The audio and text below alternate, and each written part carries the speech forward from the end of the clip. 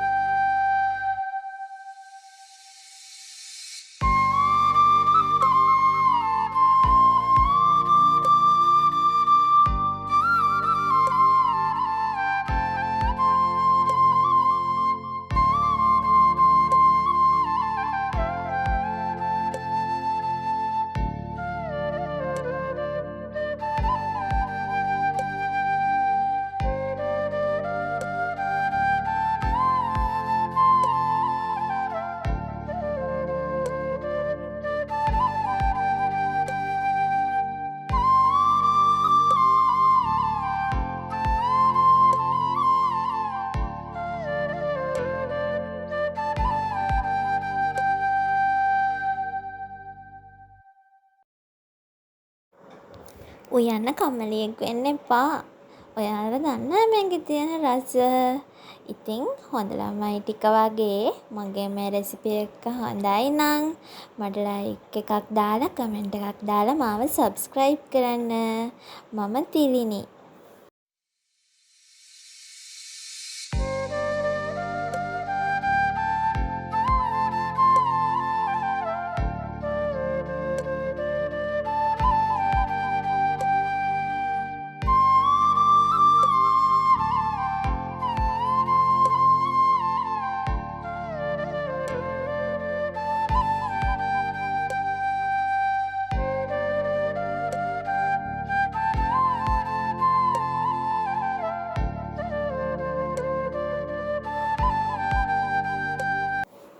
ඔන්න මම නම් රස බැලුවා.